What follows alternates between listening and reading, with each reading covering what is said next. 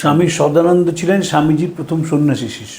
স্বামীজির চোখ দুটো সদানন্দজিকে টেনেছিল। সদানন্দজি সব ছেড়েছিলেন, ছাড়তে পারেননি নিজের প্রিয় আমেরিকান বুট জোড়া। সদানন্দজি বলতেন যে আমি বিবেকানন্দকে ভয় পাই।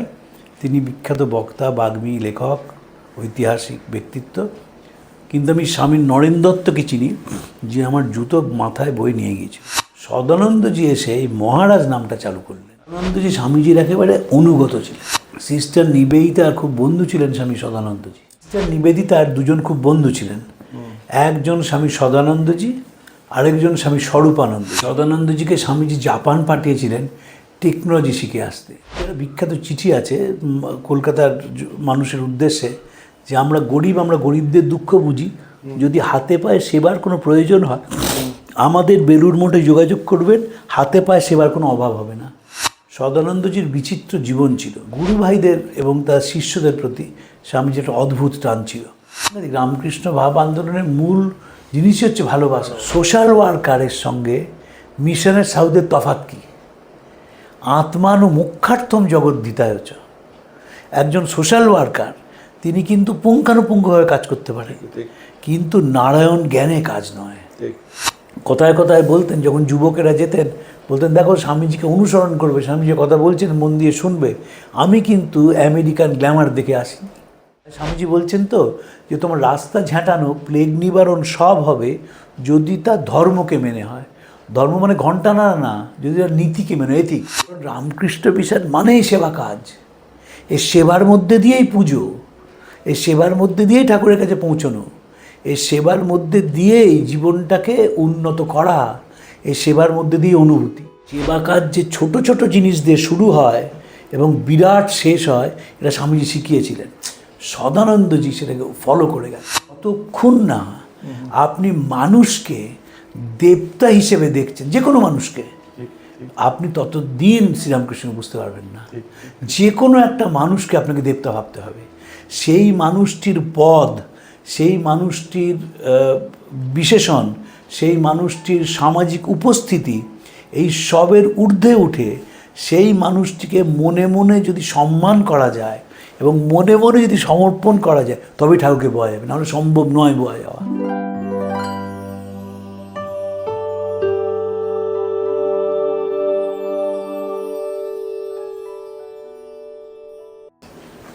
নমস্কার।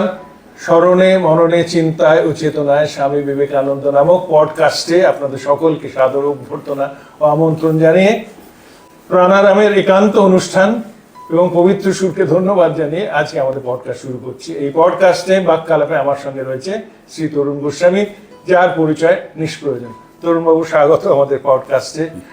স্বামীজি নামক সমুদ্রে আমরা সাঁতরে বেড়াচ্ছি, জানি না কতদূর সাঁতরে পাচ্ছি, তবু আপনারই কারণে বা আপনার নিজের পড়াশোনার কারণে আমরা অল্প বিস্তর জানতে পারছি।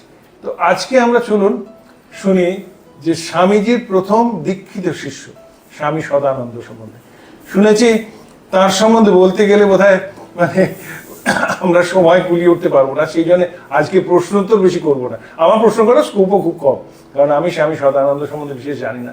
শুধু এইটুকুনি জানি, আপনার মুখেই শোনা, উনি হাতরা স্টেশনের অ্যাসিস্ট্যান্ট স্টেশন মাস্টার ছিলেন এবং সেখানে স্বামীজি কোনো কারণে পৌঁছে তারপরে তাদের মিলন এবং তাদের ভবিষ্যৎ যাত্রা। সুতরাং আজকে শুরু করি আমাদের স্বামী সদানন্দজির। স্বামী সদানন্দ ছিলেন স্বামীজির প্রথম সন্ন্যাসী শিষ্য। বেশ। হাতরা স্টেশনের অ্যাসিস্ট্যান্ট স্টেশন মাস্টার ছিলেন। স্বামীজি ভিড়ের মধ্যে বসে আছেন, স্বামীজির চোখ দুটো সদানন্দজিকে টেনেছিল। তিনি স্বামীজিকে নিজের কোয়ার্টারে নিয়ে যান, তারপর সংসার ত্যাগের কথা স্বামীজিকে বলেন, স্বামীজিকে খুব উত্তম আহার করান, আমিষ আহার।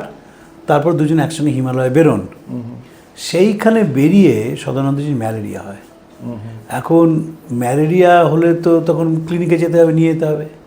তো সদানন্দজি সব ছেড়েছিলেন, ছাড়তে পারেননি নিজের প্রিয় আমেরিকান বুট জোড়া। তো স্বামীজি তাকে কাঁধে নিয়ে সেই বুট জোড়া মাথায় নিয়ে চলেছেন সেই। হ্যাঁ, তো তখন পরে সদানন্দজি বলতেন যে আমি বিবেকানন্দকে ভয় পাই। তিনি বিখ্যাত বক্তা, বাগ্মী, লেখক, ঐতিহাসিক ব্যক্তিত্ব। কিন্তু আমি স্বামী নরেন দত্তকে চিনি, যে আমার জুতো মাথায় বই নিয়ে গিয়েছিল। সদানন্দজি কি করেছিলেন, স্বামীজিরা কি বলে ডাকতেন নিজেদের, এখন তো স্বামীজিরা একজন আরেকজনকে মহারাজ বলেন, কি পূর্বাশ্রমের নামে ডাকেন। তো স্বামীজিরা অদ্বৈতানন্দজিরা বয়সে বড় ছিলেন, শিবানন্দজি বয়সে বড় ছিলেন, তাদের দাদা বলতেন, আর বাকি সবাইকে নিজেদের নাম বলে নাম ধরে ডাকতেন। যেমন রাখাল, যোগেন, শশী, কালী, শরৎ, গঙ্গাধর বলে ডাকতেন, হরি এসব বলে ডাকতেন। কিন্তু বাইরের লোকেরা কি বলে ডাকতেন? বিরজানন্দজিকে বাবু বলতেন। চিঠি আছে, তারক দাদা, কালীকৃষ্ণ বাবু তোমাদের মতলব দিচ্ছি। সদানন্দজি এসে এই মহারাজ নামটা চালু করলেন, কারণ উত্তর ভারতে সাধুদের মহারাজ বলা হয়। এখন দেখবেন মহারাজ বলেন। একজন স্বামীজি আরেকজনকে বলছেন যে এই মহারাজকে এটা চিঠিটা দিয়ে এসো তো। আগে তো উপায় ছিল না, এবং এটা ইন্ট্রোডিউস করেছেন, না ভুলেই গেছি আমরা যে মহারাজ বলে কাদের ডাকা হয়। সদানন্দজি শুরু করেছিলেন সেটা। সদানন্দজি স্বামীজির একেবারে অনুগত ছিলেন। সদানন্দজি একটা যুবগোষ্ঠীকে নেতৃত্ব দিয়েছিলেন। তারা বলতেন সদানন্দর কুকুর নিজেদের। এই বশিষ্ঠর সেন, বিখ্যাত এগ্রিকালচার সায়েন্টিস্ট, তিনি সদানন্দজির আমি খুব নেওয়াটা ছিলেন। সিস্টার নিবেদিতার খুব বন্ধু ছিলেন স্বামী সদানন্দজি, খুব বন্ধু ছিলেন। এবং এই যে প্লেগে কলকাতায় কাজ শুরু হলো, সেই কাজে সদানন্দজি নেতৃত্ব দিয়েছিলেন। স্বামীর যে গোষ্ঠী তৈরি করেন, টিম তৈরি করেন, সেখানে সিস্টার নিবেদিতা, স্বামী শিবানন্দ, স্বামী সদানন্দ, স্বামী নিত্যানন্দ। স্বামীজি যখন ট্রাইলিঙ্গুয়াল খবরের কাগজের কথা ভাবছেন, তখন লিখছেন গুপ্ত হিন্দিটা দেখবে। স্বামীজি তো চেয়েছিলেন যে বিনা পয়সায় প্রত্যেক দিন কাগজ ডিস্ট্রিবিউট করা হবে, এবং সেটা ট্রাইলিঙ্গুয়াল হবে, হিন্দি, ইংরেজি এবং বাংলা। আজ অবধি সেটা হয়নি, কারণ ওটা হিউজ খরচকে বহন করবে। গুপ্ত দেখবে হিন্দিটা। গুপ্ত মানে শরৎচন্দ্র গুপ্ত নাম ছিল, তাই গুপ্ত মহারাজ। তো তিনি কি সে শরৎ মহারাজ? না না, শরৎ মহারাজ স্বামী শারদানন্দ, এরও নাম একই ছিল, শরৎচন্দ্র গুপ্ত নাম ছিল। তিনি উত্তর ভারতেই মানুষ হয়েছিলেন, ফলে বাংলাটা খুব একটা সড়গড় ছিলেন না। তো তিনি মহারাজ বলে শুরু করলেন বলা, এবং অসম্ভব কাজের মানুষ ছিলেন, কাজের মানুষ ছিলেন, এবং স্বামীজির প্রতি অগাধ শ্রদ্ধা ছিল, অগাধ শ্রদ্ধা ছিল। সিস্টার নিবেদিতার দুজন খুব বন্ধু ছিলেন, একজন স্বামী সদানন্দজি, আরেকজন স্বামী স্বরূপানন্দজি, যিনি প্রবুদ্ধ ভারতে এইটার ছিলেন। মাত্র 31 বছর বয়সে বেঁচেছিলেন, মারা যান মায়াবতীতে। অজয় হরি ভট্টাচার্য স্বামীজি বলেছিলেন তাকে দীক্ষা দিয়ে যে আমার যে অ্যাকুইশন হলো। তিনি নিবেদিতার খুব বন্ধু ছিলেন, খুব বেবি স্বামী বলে নিবেদিতা রাখতেন। যদি আমরা যখন স্বামীজির শিষ্যদের নিয়ে পডকাস্টে আলোচনা করব, তখন অবশ্যই স্বরূপানন্দজিকে নিয়ে আলোচনা করবো। তো আজকে সদানন্দজিকে নিয়ে আমরা আলোচনা সীমিত রাখছি। সদানন্দজিকে স্বামীজি জাপান পাঠিয়েছিলেন টেকনোলজি শিখে আসতে। কল্পনা করা যায় না, কিন্তু একটা সাধুকে জাপানে স্বামীজিকে আমন্ত্রণ জানিয়েছিলেন কাকুরা জাপান যেতে, শরীর অসুস্থ, যেতে পারেননি। সদানন্দজিকে পাঠিয়েছিলেন যাতে তিনি শিখে আসেন। এবং যখন এই রবীন্দ্রনাথ, জগদীশচন্দ্র বসু, অবলা বসু নিবেদিতার বাড়িতে গিয়ে আলোচনা করছেন, শুরু হতো ব্রেকফাস্ট দিয়ে, দুপুর গড়িয়ে বিকেল হতো, মাঝে মাঝে সদানন্দজিও সেই ব্রেকফাস্টে আসতেন। এবং নিবেদিতার সঙ্গে প্লেগে একেবারে ওতপ্রোতভাবে সেবা করেছেন। তার একটা অসাধারণ বর্ণনা আছে আরজি করের, যে দুপুর গলিয়ে বিকেল হচ্ছে, নিবেদিতা এবং সদানন্দ যারা রকে বসে কি হিসেব মেলাচ্ছেন। তখন আরজি কর জিজ্ঞেস করছেন, রাধা গোবিন্দ কর জিজ্ঞেস করছেন যে আপনি খেয়েছেন নিবেদিতাকে? বলেন না, এখনও খাওয়া হয়নি, বেলুর মঠে রিপোর্টটা পাঠাতে হবে, তারপর খাবো। এবং স্বামীজির বিখ্যাত চিঠি আছে কলকাতার মানুষের উদ্দেশ্যে, যে আমরা গরিব, আমরা গরিবদের দুঃখ বুঝি, যদি হাতে পায়ে সেবার কোনো প্রয়োজন হয় আমাদের বেলুর মঠে যোগাযোগ করবেন, হাতে পায়ে সেবার কোনো অভাব হবে না। এবং তার সে প্লেগ মানে বুঝতে পারছেন তো, লাইফ রিস্ক করে সেবা করা। নিশ্চয়ই, যে কোনো মুহূর্তে সে প্লেগ হতে পারে এবং তাদের মৃত্যু অবশ্যম্ভাবী। তো সেই অবস্থায় নিবেদিতা তিনি সেবা করছেন, সদানন্দজি সেবা করছেন, বস্তিতে মানুষের ঘরে ঘরে যাচ্ছেন, তাদের পরিষ্কার পরিচ্ছন্ন করার কথা বলছেন। স্বামীজি প্যাম্পলেট ছাপিয়েছেন, সে প্যাম্পলেট তাদের দিচ্ছেন। ঘরদোর পরিষ্কার হচ্ছে, যারা প্লেগে আক্রান্ত তাদের খুব জ্বর, সেই জ্বরে জলপুটি দেওয়া হচ্ছে, গায়ে জ্বালা কমানোর জন্য হাত বুলানো হচ্ছে, ইত্যাদি। এইভাবে সেবা করেছিলেন এবং মহান সেবাব্রত ছিলেন। শঙ্করী প্রসাদ বসুর একটা লেখা আছে যে মহান সেবাব্রত, তাদের মধ্যে সদানন্দজির কথাও আছে। জাপানে গিয়েও তিনি স্বামীজি চেয়েছেন যে শিখে আসুক। সদানন্দজির বিচিত্র জীবন ছিল। মানবেন্দ্রনাথ রায় মানে নরেন্দ্রনাথ ভট্টাচার্য তিনি একদিন দুপুরবেলায় বেলুড় মঠে গেছেন, তিনি এবং কয়েকজন বন্ধু মিলে গিয়ে খুব খিদে পেয়েছে, স্বাভাবিক খিদে পেয়েছে, বাড়ি থেকে না খেয়ে গেছে। তো স্বামীজি বলছেন দেখ, এর সদানন্দকে ডেকেছেন, ডেকে বলছেন দেখ এদের তো মুখ দেখেই মনে হচ্ছে খুব খিদে পেয়েছে, তো খুব তাড়াতাড়ি খিচুড়ি আর পাঁঠার মাংস করে নিয়ে আয়, একটু আমাকেও দে। এই যে আন্তরিকতা, কী বলে নরেন্দ্রনাথ ভট্টাচার্য লিখছেন যে এই যে আন্তরিকতা, বলছেন তাড়াতাড়ি এদের একটু খিচুড়ি আর পাঁঠার মাংস করে এনে খাওয়া। এবং সেই নরেন্দ্রনাথ ভট্টাচার্যের অসাধারণ লেখা আছে প্রেমানন্দজির ওপর, বলছেন যে প্রেমানন্দজিকে উনি জিজ্ঞেস করেছিলেন যে আচ্ছা স্বামীজি আপনাদের ভালো কেমন বাসতেন, তো বলছেন প্রেমানন্দজি যে তোরা স্বামীজির ভালোবাসা কি বুঝবি, এই বলে ঝরঝর করে কাঁদতে শুরু করেছেন। মানবেন্দ্রনাথ রায় লিখছেন যে আমি অবাক হয়ে দেখলাম যে একজনের ভালোবাসার কথা স্মরণ করে আরেকজন কি করে এতদিন পরে এত ঝরঝরিয়ে কাঁদতে পারে, অসাধারণ। তো এই যে ভালোবাসার কথা, যে স্বামীজির প্রতি স্বামী যে ভালোবাসতেন তাদের কি গভীর ভালোবাসা ছিল। ওই ঠাকুরের কথা যে আমি যেমন, স্বামীজি বলতেন যে তিনি যেমন আমায় ভালোবাসতেন, আমি যেমন তোদের ভালোবাসি, তোরাও সেভাবে মানুষকে ভালোবাসবি। গুরু ভাইদের এবং তার শিষ্যদের প্রতি স্বামীজির একটা অদ্ভুত টান ছিল। স্বামীজির শিষ্য স্বামী বোধানন্দজি তিনি লিখেছেন স্বামীজি একদিন পুজো করবেন না, সে সকলের খুব ইন্টারেস্ট যে স্বামীজি কীভাবে পুজো করেন দেখতে হবে। বলছেন ঠাকুরকে ফুল দেওয়ার আগে সেই চন্দন মাখানো ফুল প্রত্যেক শিষ্যর মাথায় ঠেকিয়ে তারপর সেই ফুলটা দিচ্ছেন। সব কিছু ছিল স্বামীজির ইউনিক, তো সেখানেও তাই। এবং তিনি যাদের কাছে পেয়েছিলেন তারাও সকলে ইউনিক ছিলেন। সদানন্দজিও কিন্তু ইউনিক, এবং গুরুর প্রতি একটা সাংঘাতিক বিশ্বাস এবং ভরসা। শিষ্য শরৎচন্দ্র চক্রবর্তী স্বামীজিকে বলছে আমাদেরকে মাছ মাংস খাওয়া উচিত, তো স্বামীজি বলেন দেখ তোরা ওপার বাংলা থেকে এসছিস, তোরা মাছ কচ্ছপ সব খাস, খুব খাবি বাবা, যা পাপ হবে তা আমার। এবং বলছেন যে তোরা কোনোদিন পাতালেও চলে যাস, তাহলে আমি সে পাতাল থেকে তোদের উদ্ধার করে আনবো। এই ভালোবাসা তো সাংঘাতিক। রামকৃষ্ণ ভাব আন্দোলনের মূল জিনিসই হচ্ছে ভালোবাসা, এবং সদানন্দজি সেটা পরিপূর্ণ মাত্রায় পেয়েছিলেন। নিবেদিতা তো ওখানে থাকতেন, উত্তর কলকাতায় থাকতেন, এবং সারদা মার সঙ্গেও তার খুব অন্তরঙ্গতা ছিল। কারণ আস্তে আস্তে যখন স্বামীজির শিষ্যরা মঠে এসছেন তখন সারদা মাও কিন্তু একটু রিল্যাক্সড হয়েছেন। সারদা মা শ্রীরামকৃষ্ণ চলে যাওয়ার পরে যারা ঠাকুরের সন্তান ছিলেন তাদের মধ্যে তিনজনের সঙ্গে কথা বলতেন, স্বামী যোগানন্দজি, স্বামী অদ্ভুতানন্দজি মানে লাটু মহারাজ, এবং স্বামী অদ্বৈতানন্দজি মানে বুড়ো গোপাল দাদা। তিনি তো ঠাকুরের থেকে বয়সে বড় ছিলেন, হ্যাঁ, এবং তিনি বাজারহাট সব করতেন। মা কথা বলতেন, ভাই কারোর সঙ্গে কথাই বলতেন না, একদম ঘোমটা দিয়ে আসতেন, সেইভাবে মিশতেন মা। কিন্তু সদানন্দজিরা যখন এলেন তখন মাও কিন্তু একটু রিল্যাক্সড হয়েছিলেন, এবং এরাও মার কাছে গিয়ে, এরা তো মানে মার কাছে গিয়ে অনেক শান্তি পেতেন। কারণ এদের মাকে বোঝা আর স্বামীজিদের মাকে যে বোঝা এক নয়। এরা যখন মাকে দেখছেন তখন মা একটু স্বস্তি পেয়েছেন, আর স্বামীজির সময় তখন আবার প্রবল দারিদ্র। এবং আরেকটা জিনিস মনে হবে যে মা তো বাইরে বেরোতেন না, ফলে স্বামীজিরা কেউ মার সঙ্গে কথা বলেননি। ওই কথা মানে হু হা কেউ বসে, কিন্তু সদানন্দজিরা সেই সুযোগটা পেয়েছিলেন, মার সান্নিধ্যটা পেয়েছিলেন। এবং সদানন্দজির যারা বড় গুণ ছিল, যারা তাকে দেখেছেন, বশিষ্ঠর সেনের লেখায় বারবার সদানন্দজি ফিরে এসেছেন। তিনি সদানন্দের কুকুর বলে নিজেকে পরিচয় দিতেন, যে ভালোবাসা ছিল একটা।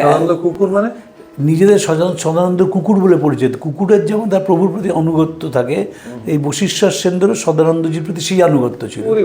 হ্যাঁ, আমি সদানন্দের কুকুর বলতেন নিজেকে। এবং তার কারণই ছিল যে সদানন্দ এদের একটা বিরাট ভালোবাসা দিয়ে বেঁধে রেখেছিলেন, আর খুব সিম্পল মানুষ ছিলেন।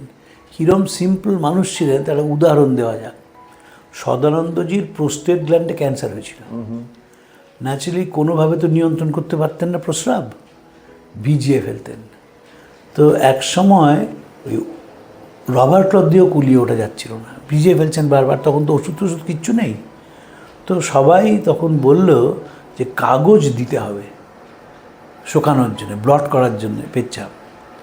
সদানন্দ বললেন কিছুতেই হবে না, তার কারণ কাগজ হচ্ছে মা সরস্বতী, মা সরস্বতীকে এই কাজে ব্যবহার করা যাবে না। নিবেদিতা এলেন, নিবেদিতা এসে সদানন্দজিকে বোঝালেন, বললেন নাথিং ডুইং, হবেই না। নিবেদিতা বলে না, তিনি বোঝানোর চেষ্টা করলেন যতভাবে বোঝানো যায় যে এই কারণে ব্লটিং পেপার দরকার, কি করে করা যাবে ইত্যাদি। তখন সদানন্দজির চোখ ঘরের কোনায় চলে গেল, সেইখানে স্বামীজির কমপ্লিট ওয়ার্কসিন রাখা হয়েছে। তখন তিনি নিবেদিতাকে বললেন যে ওর পাতা ছিঁড়ে নিয়ে এসো, ওর পাতা ছিঁড়ে নিয়ে এসো এবং ওটা ব্যবহার করো। কারণ আমি কতটা যন্ত্রণে আছি সেটা আমার গুরু ভালোভাবেই জানেন, এইটা দিয়ে কোনো পাপ হবে না। মানে বুঝতে পারছেন তো বিশ্বাসটা কোন রেঞ্জের? বুঝতে পেরেছি। যে তুমি যদি স্বামীজির কমপ্লিট ওয়ার্কস ছিঁড়ে সেই পাতা দাও আমার প্রস্রাব শোকানোর জন্য, তাতে কোনো পাপ নেই, আমি আমার গুরুর সঙ্গে পুজো। এবং সেটি করা হতো।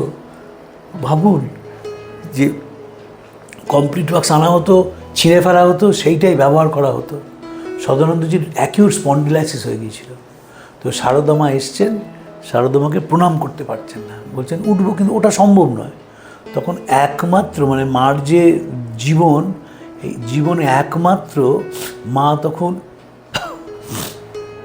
নিজের পা বুড়াঙ্গুল দিয়ে ওর কপালে পা চুইয়েছিল। ওরে বাবারে, শুনলে পর্যন্ত চোখের জল রাখা যায়। মানে তার কারণ হচ্ছে যে এই যে বিশ্বাসটা, যে একটা যে সেবা করব, সেবা করলে তো বিশ্বাস দরকার।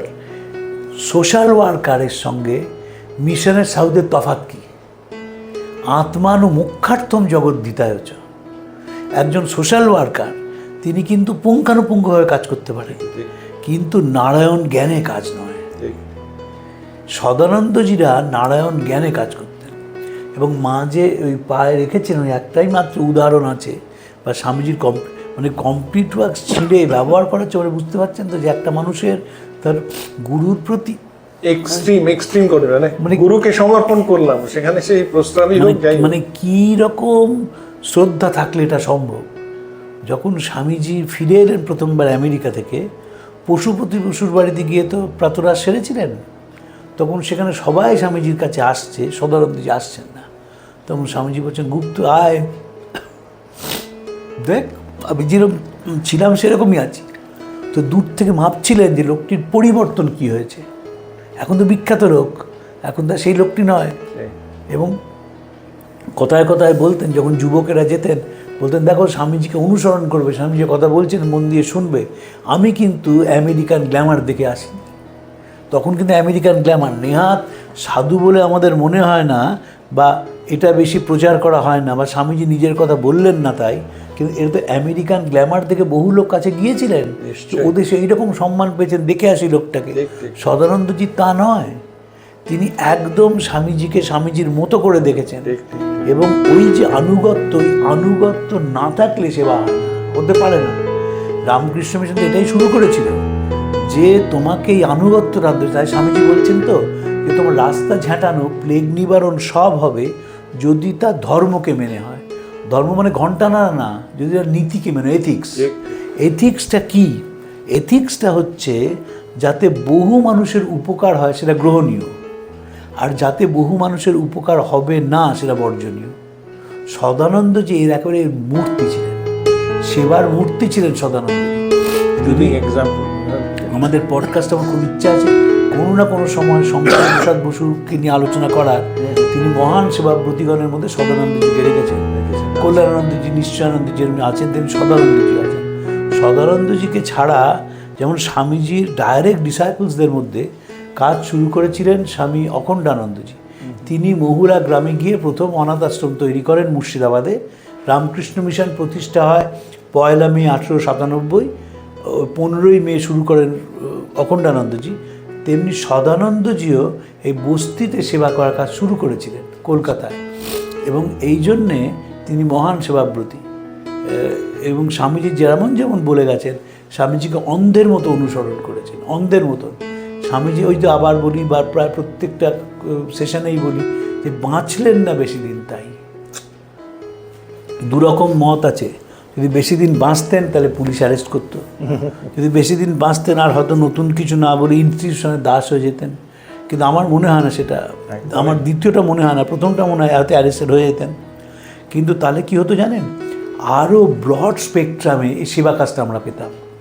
কারণ রামকৃষ্ণ মিশন মানেই সেবা কাজ, এই সেবার মধ্যে দিয়েই পুজো, এই সেবার মধ্যে দিয়েই ঠাকুরের কাছে পৌঁছানো, এই সেবার মধ্যে দিয়েই জীবনটাকে উন্নত করা, এই সেবার মধ্যে দিয়ে অনুভূতি, এইটা হতো আরও বেশি, আরও বড় আকারে হতো। এখন যেমন আমাদের দুর্ভাগ্য যে যারা ভক্ত আছেন তাদের বিরাট সংখ্যক ভক্ত, তারা অনুভূতি ছাড়া ঠাকুরকে বোঝার চেষ্টা করেন। খুব দুর্ভাগ্য এটা, অনুভূতি ছাড়া ঠাকুরকে বোঝা যাবে না। বড় অপ্রিয় কথা না, কিন্তু একটা ঘটনা, একটা ঘটনা, একদম ঘটনা, একটা ঘটনা যে তারা গ্ল্যামারের জন্য যায়, তা না, অনুভূতি দিয়ে বুঝতে হবে। ঠাকুরের টান, অসুস্থ, কাপড় থাকছে না গায়ে, গরমকাল, গিরিশচন্দ্র গেছেন কাশীপুর উদ্যানবাটিতে, সেইখানে জল দিচ্ছেন ঠাকুর, ফাগুর দোকান থেকে তার জন্যে হালুয়া এবং কচুরি আনা হয়েছে, কিন্তু জল দেওয়ার আগে জলটা হাতে ফেলে দেখে ঠান্ডা কিনা তবে দিচ্ছেন। সেবা। প্রমানন্দজি আমাকে বলেছিলেন যে একটা কাজে বীরেশ্বরানন্দজির কাছে এসছেন, তখন তিনি মঠের সেক্রেটারি, তখন এসে ন্যাচারালি সেক্রেটারির সামনে তো আর বসবেন না, চেয়ারে দাঁড়িয়ে রয়েছেন, তো উনি বলছেন বসো, খুব ঘেমে গেছেন, গরমকাল। তারপর দেখেন যে বীরেশ্বরানন্দজি এরা মিটসেপের দিকে যাচ্ছে, তখন মহারাজের মনে হয়েছে যে মিটসেপে তো মিষ্টি দেবেন, মহারাজ মিষ্টি নিয়ে আসবে, না না না, সেই মিটসেপের মধ্যে তখনকার তো রেফ্রিজারেটর নেই, সেই মিটসেপের মধ্যে তার জন্য শরবত করেছেন, বরফ দিয়েছেন, আবার সেই শরবতের এক চামচি নিয়ে নিজের মুখে দিয়ে দেখছেন যে ঠান্ডা হয়েছে কিনা, তবে বরুণদাকে দিচ্ছে। সেবা কাজ যে ছোট ছোট জিনিস দিয়ে শুরু হয় এবং বিরাট শেষ হয়, এটা স্বামীজি শিখিয়েছিলেন। সদানন্দজি সেটাকে ফলো করে গেছে। জীবনের প্রত্যেকটা স্তরে প্রত্যেকটা সেবাই হচ্ছে পুজো। স্বামীজি একটি কথা মনে করতে হবে, সেটা বলেই শেষ করি, যেটা সদানন্দজি জীবনে অনুসরণ করতেন। পড়েছ পিতৃদেব ভব, মাতৃদেব ভব। আমি বলি দরিদ্রদেব ভব, মূর্খদেব ভব। দরিদ্র, মূর্খ, অজ্ঞান, কাতর, এরাই তোমার দেবতা হন, এদের সেবাই পরম ধর্ম জানবে। কোথায় আর কেউ এই ধরনের উক্তি করেছে বলে না, এই ডেফিনেশনও দেবে না না। Every soul is potentially divine.